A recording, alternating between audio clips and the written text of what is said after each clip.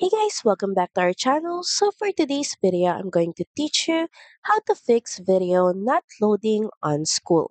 So the first and the easiest fix is to refresh your page. Just click on the refresh icon beside the site's URL and click on it. For sometimes it could be just a glitch or bug problem. Another way to fix it is to check your internet connection. Make sure that your internet connection is stable, running properly, and not encountering issues. Sometimes it could be just an internet problem. And another way to fix it is by clearing your site's cache. And to do that, if you're using Google Chrome, just look for the three dot icon at the top right corner of your screen.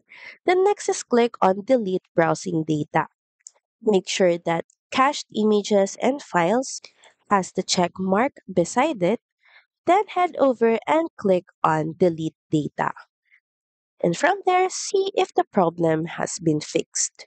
So that's pretty much it. Thank you very much for watching this video, and I'll see you again on the next one. Bye!